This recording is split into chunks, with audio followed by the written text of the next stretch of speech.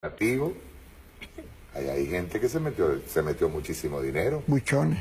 Ajá. Pascualina. Sí, no, y que no han perdido. Cuando comentábamos lo de estos informes que ellos publican anualmente para después cotizar en la bolsa, en ninguno de ellos se observa que han tenido pérdidas operativas en Venezuela.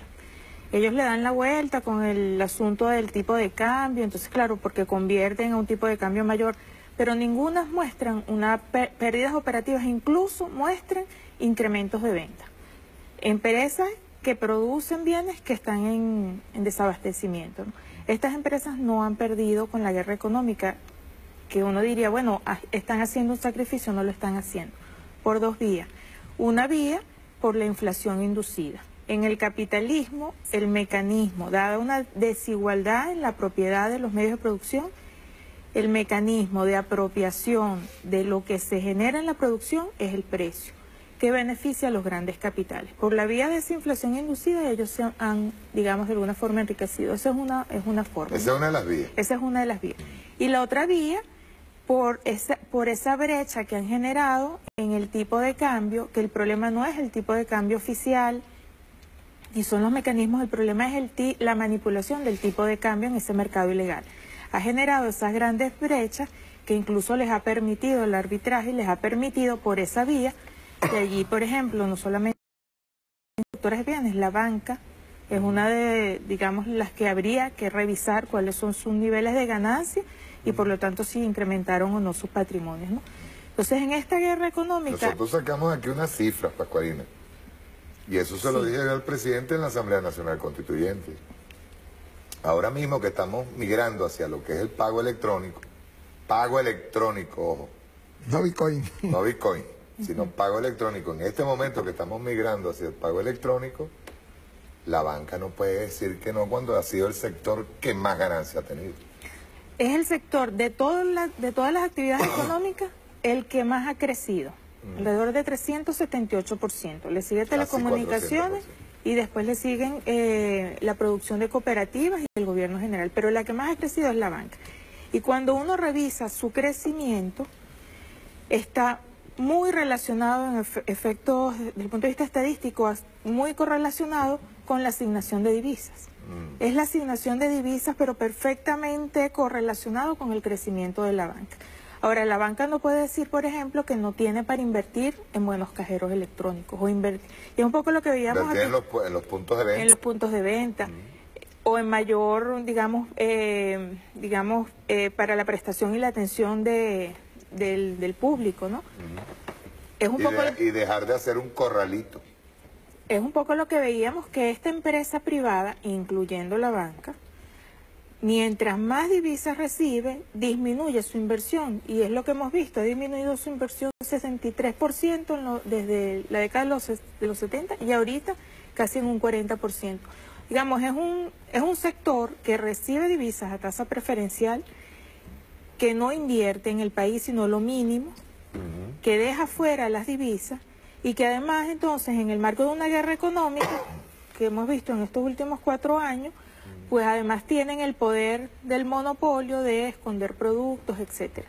Digamos, lo de esta investigación es pertinente y además no solamente la investigación, sino este impuesto, no solamente por lo que ya, digamos, por los que en estos 4 años se han enriquecido y de alguna forma pecharlo, sino es un mecanismo, en el caso del impuesto y el otro que tú habías leído, es un mecanismo que transversaliza para impedir la especulación. Si se le colocase un impuesto a estas empresas, ellos pagan un impuesto sobre la renta, no entre comillas, pero un impuesto al porcentaje de la renta, que te muestre un porcentaje con respecto a sus activos. Es decir, cualquier incremento, que ellos tienen un porcentaje de su renta con respecto a sus activos. Claro. La única forma de que ellos incrementen, por ejemplo, es que inviertan en mayores activos. Pero si con respecto a sus activos ese porcentaje aumenta, ahí algo está pasando. ¿Y cuál es la vía? La especulación. Entonces es un mecanismo para contrarrestar o pechar la especulación por la vía de ese incremento del porcentaje de las ganancias con respecto a los activos.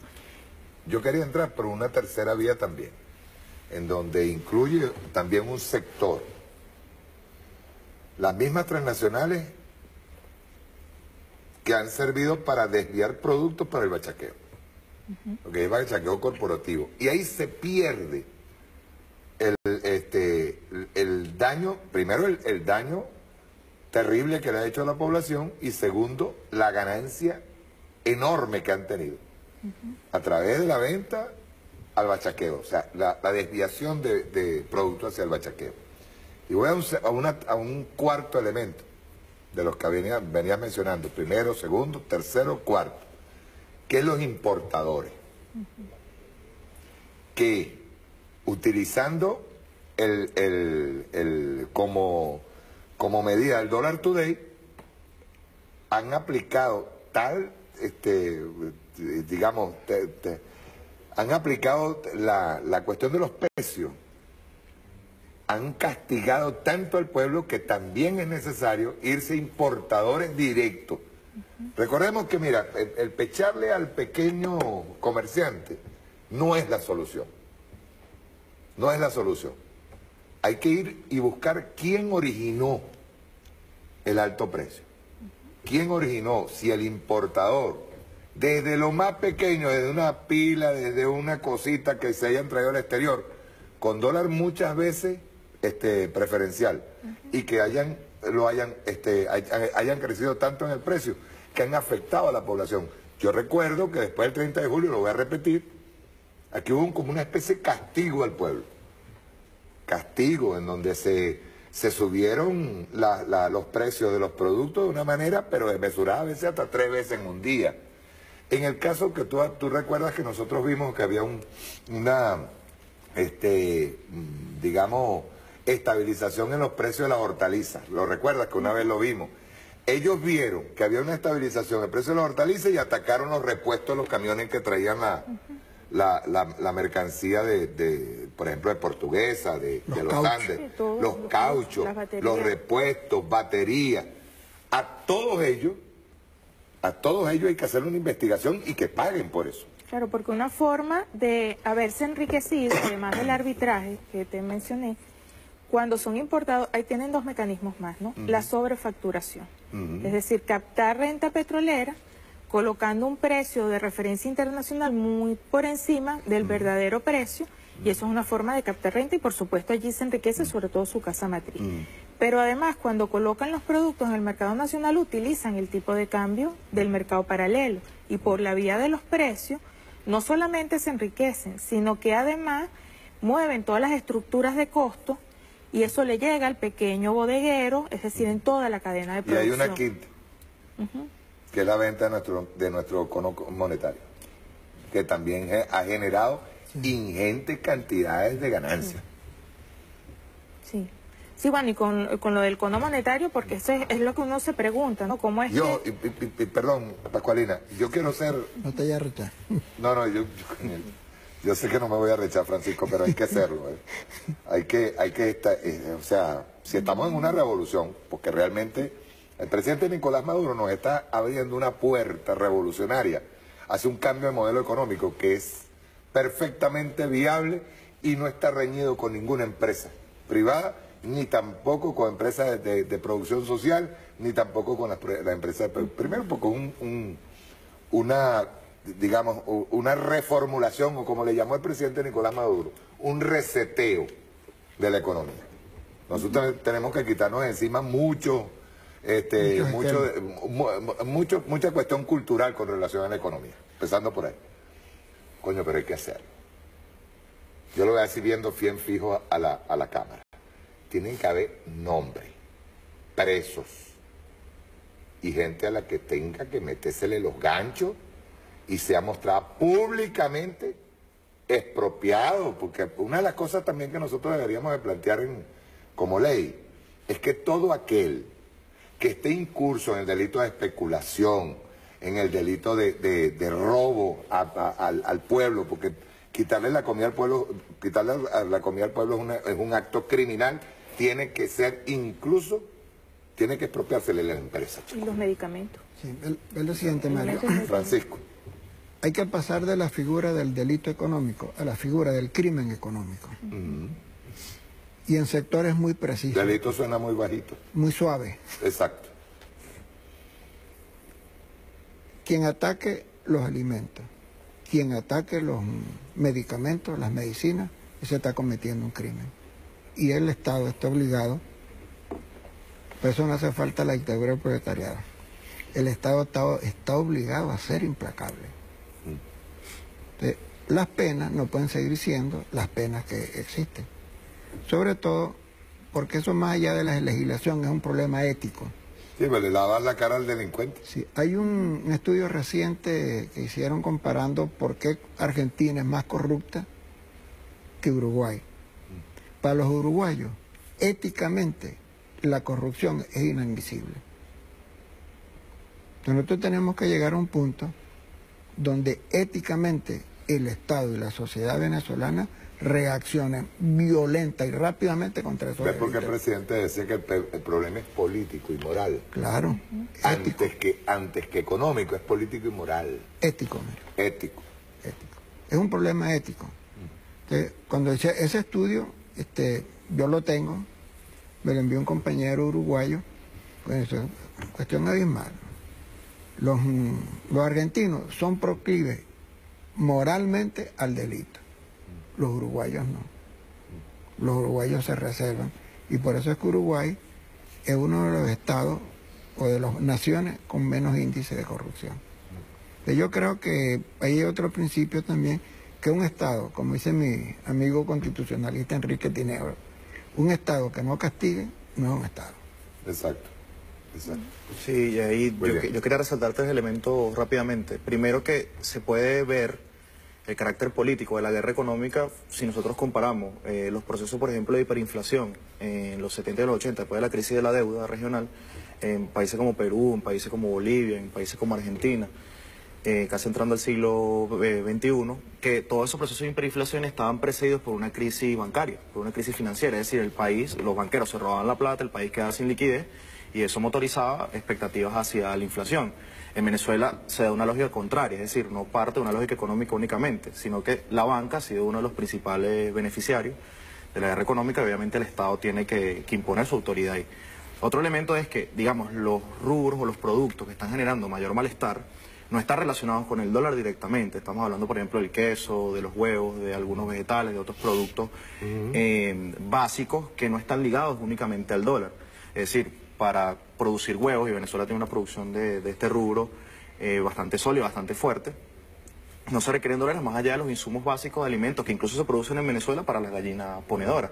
Entonces, es decir, el dólar no es nada más la determinación del tipo de cambio en relación con la importación, sino que es incluso una operación más cultural en lo económico. Es decir, es un incentivo a robar, es un incentivo a ser criminales, es un incentivo a romper un lazo que había identificado al chavismo durante su primera época, que era la solidaridad y, digamos, a hacernos el coro en un momento de adversidad y de complejidad. Es decir, es un incentivo para pudrir el alma de la nación y que, digamos, entremos en una escalada de robo donde no solamente entran las transnacionales, sino que busca que entre todo el pueblo. Y eso fue planificado. Y eso fue planificado porque en la medida en que tú le pudres el alma a una nación, relación dólar, alma de la nación, es decir, el dólar es la expresión, es un símbolo, como te decía, de un sistema criminal de Occidente, es decir, es la máxima expresión de eso.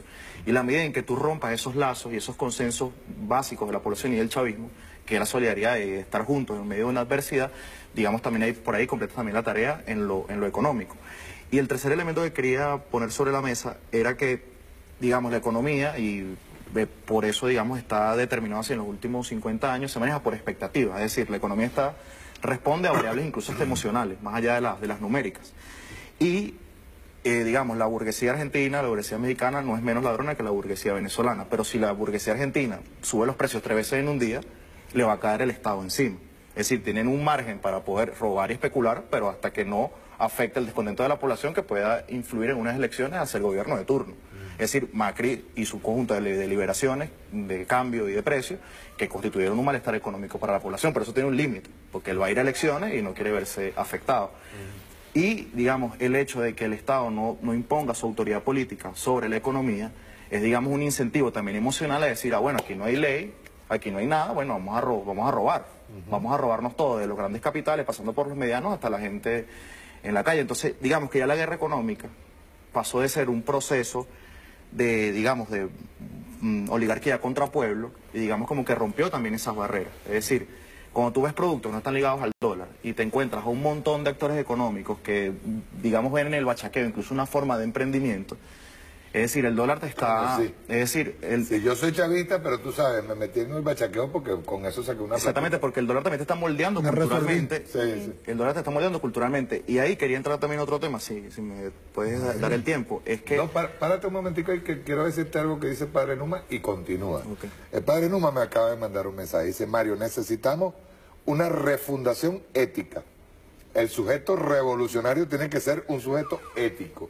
Solo así sería posible de la descolonización. Exactamente, y eso tiene también, digamos, factores estructurales y factores de cómo nació Venezuela. Por ejemplo, los nicaragüenses también le hicieron la guerra en términos paramilitares, y le hicieron también un bloqueo financiero. Pero ¿por qué Nicaragua incluso ha podido lograr esos acuerdos entre sector privado y la población? Incluso tienen un sistema de cooperativas que permite que la producción sea abundante y que no tenga los problemas que nosotros tenemos, es porque también tiene un índice de ruralidad muy alto.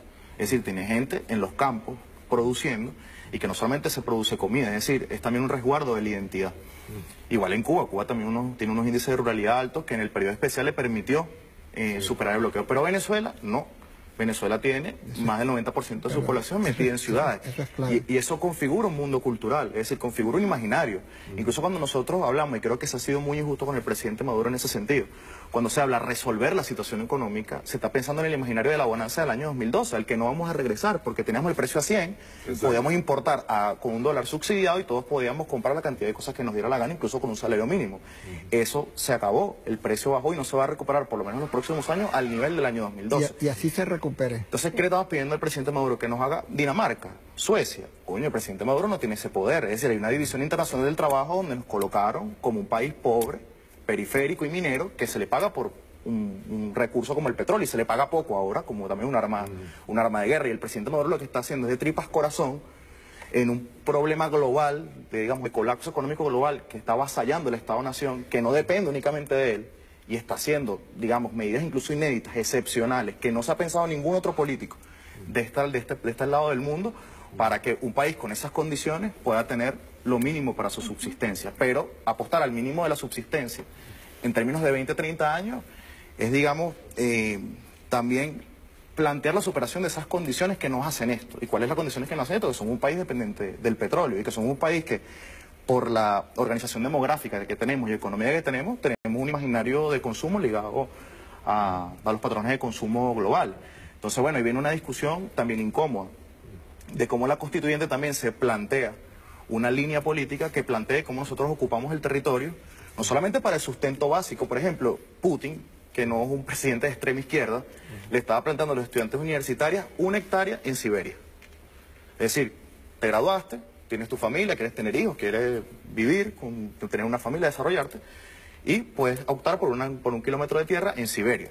El Estado te va a garantizar para que construyas tu casa, te va a garantizar el sistema de transporte, te va a garantizar un trabajo, y lo está haciendo Rusia. O sea, nosotros también podríamos tomar, digamos, esa iniciativa, porque aparte... Para ir al campo, un regreso, un retorno al campo. Porque incluso Iragorri en su libro... Chamba Juvenil tiene un programa agrícola. Y para cerrar la idea, Iragorri lo decía en su libro Alegría de la Tierra. Nosotros somos producto de esa colonización, una república de pulperías. Somos eso. Entonces, no solamente el término del sustento, sino que el campo también entraña un dato identitario. Es decir, se produce música, se produce un imaginario, se produce una conducta. Exacto. Digamos, la estrategia que nos están haciendo nosotros nada más el derrocamiento del chavismo, un objetivo táctico. Pero también el objetivo estratégico es erradicar la política de Venezuela y erradicar todo dato cultural que se ponga a la McDonaldización del planeta. Eso es tan importante, perdón, permíteme esto, Mario. La revolución con menos retroceso es la boliviana. País rural con fuerte presencia indígena que produce aproximadamente del 90% de lo que consume. De lo que produce. Sí. Entonces, un país con determinadas condiciones rurales, el caso de que Nicaragua haya tenido la capacidad de regresar y de recomponerse, tiene que ver con determinadas condiciones culturales que el compañero destacó muy bien. Vamos ahora con la Ley de Unidad Tributaria Punitiva. Dice aquí, consiste en crear una tasa o unidad tributaria diferenciada con el propósito de aplicarse como sanción a los actores económicos en situación irregular. Nicolás Maduro señaló que la unidad tributaria actual es irrisoria, así como los montos con los que han sido penalizados los grandes capitales.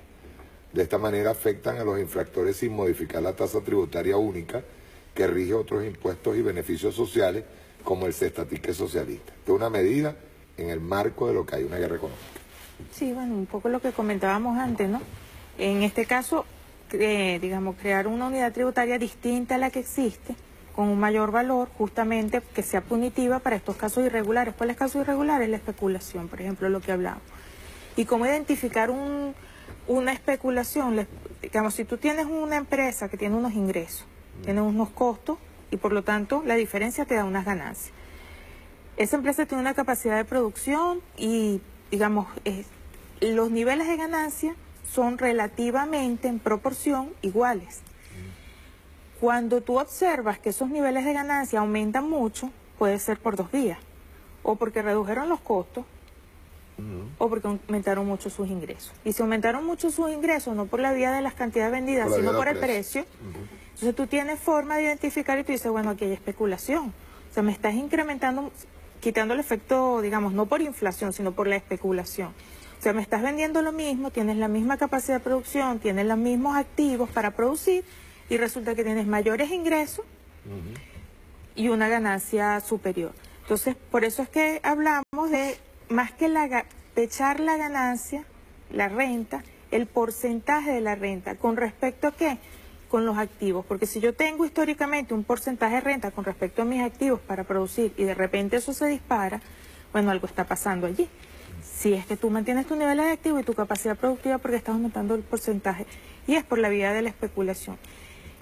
Y en ese sentido, crear una tasa o una unidad tributaria que vaya a pechar justamente esa especulación. Esa pudiese ser una medida importante que, digamos, que sume a este tema de la inflación inducida, ¿no? A este tema de la inflación inducida y que es generada por la manipulación del tipo de cambio y esta especulación de las empresas, tengan o no bienes importados. La ganancia desmesurada a través de la especulación. Pero además, de manera transversal y monitoreada desde sus niveles y desde su contabilidad. Esta tendría que ver con la misma ley de impuestos a los grandes patrimonios y está muy relacionada. Esa revisión estaría relacionada, pero además aplicar entonces esa medida y esa tasa o esa unidad tributaria en función de incrementos desproporcionados de esas ganancias que solamente pudiesen explicarse por la vía de la especulación.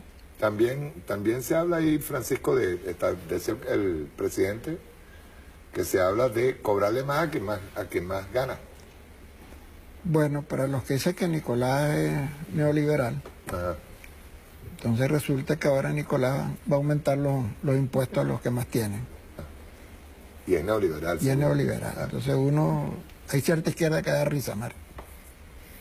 Coño, detente ahí un momentico, hazme un análisis sobre esa izquierda, porque esa izquierda, yo no sé, a mi modo de ver, yo tengo tiempo que no la leo, pero me llega. Ajá. Ellos están claros en lo que está en riesgo, en lo que está, o sea, porque se te hace con un librito de 70 y pico de años, 80 años en la mano. Oye, a estas alturas es como criminal, incluso hasta, y sobre todo en las condiciones que estamos, con la espada de Damocles, unas sanciones encima de... Yo creo que es una izquierda que perdió la esperanza, Mario. Perdió la fe. A muchos de ellos uno los conoce personalmente. A algunos de ellos todavía se les tiene afecto. Pero es una izquierda sin esperanza. Entonces Chávez tenía una frase que decía: si no lo sientes de verdad, no sirve. Entonces ellos no sienten esto, porque ellos se descorazonaron. Ellos perdieron toda, por ejemplo, lo que hizo Germán Ferrer, por ejemplo. Terrible. Tipo que al final de su vida, o ya al final de su vida, concluyó en que era bueno hacerse rico. Pues ahí se vino un derrumbe de los valores. Por otro lado, hay una izquierda que, producto a los errores del socialismo real, concluyó que la revolución no era posible. Y hay una izquierda que es manualesca, Una de las cosas que tiene que hacer la izquierda hoy, o la persona de izquierda, el colectivo de izquierda que tiene que renovarse hoy, es que tiene que olvidarse de la forma como aprendió el marxismo y cómo aprendió la revolución. Incluso su profunda bronca es porque Maduro ha roto todos los manuales típicos y se ha mantenido en el poder y... Eso va más allá de los manuales. La forma en que nosotros los leímos... Chávez mismo rompió su manual. La forma como nosotros los leímos, ¿verdad? Mira, hay una cuestión que es siempre cómica en ellos. Siempre te dicen a cada quien según sus capacidades, a quien según sus necesidades. Cuando tú no lees la frase completa, Marx dice, si pasa esto, si sucede esto, si sucede esto. Y al final dice, y entonces esto. Entonces ellos se saltan todos los cuantos, todos los presupuestos, y se fijan en la conclusión. Entonces, ese estilo manualesco ya no sirve. Entonces ellos fácilmente abandonaron toda lectura de izquierda, toda referencia a los procesos revolucionarios, y por eso están como están. Y no van a salir de ese hueco, Mario. Porque ya eso se debatió demasiado entre nosotros, eso se conversó demasiado entre nosotros, y nunca entendieron que ya ha surgido un nuevo mundo, que ha surgido una nueva época, y que a pesar de eso, tú tenías que mantener tus anclajes precisos. Pues. Entonces, sí, aparte de eso, Francisco, Chávez fue hasta... condescendiente, ¿vale? No, no solamente eso, sino Chávez insurge en momentos extemporáneos totalmente. Claro. Extemporáneos, o sea, no es que se dieran las condiciones objetivas, subjetivas, están dadas para la revolución, tal, no. Chávez surgió en momentos extemporáneos completamente. Aquella cumbre en Quebec, en donde habla en contra del neoliberalismo cuando estaba en ese momento cayendo el muro de Berlín, o sea... Vamos a decirlo en estos términos, nunca hay condiciones para hacer la revolución y siempre hay condiciones para hacer la revolución. Hay que forzarla. Hay que forzarla. Lo que hizo el presidente Nicolás Maduro arriba en el Guaraíra Repano cuando dijo, vamos a un desencadenante histórico. Si tú leías cuando nos levantamos en diciembre del 2015, el 7, ahí no había revolución, pero no había revolución para los que no tienen esperanza, para los que no tienen fe. Me recuerdo que David me llamó y nosotros dijimos, bueno, viejo, ahora tenemos que ir para adelante con más fuerza que antes. Sí. Porque hay que reconstruir esto, pues. Exacto. Entonces yo, por lo menos, esa conversación con David a mí nunca se me va a olvidar. Vamos a ir a un cortecito, Francisco. Y al regreso vamos a hablar de la ley de la creación de Agrosur. Coño, eso es clave. Eso es clave porque estamos pasando por encima de los consorcios, compadre. Sí, señor, eso es clave. A mí esta es una de las leyes que más me gustó. Primero porque el Estado ya es similar, Francisco. Cuando Chávez y Fidel transgredieron todas las normas del comercio y empezaron a comprar de Estado a Estado lo que teníamos ahora en Barrio Adentro, en los CDI. Es una forma de pasar por encima de todas las leyes del mercado. ¿Está bien? Entonces vamos a un corte.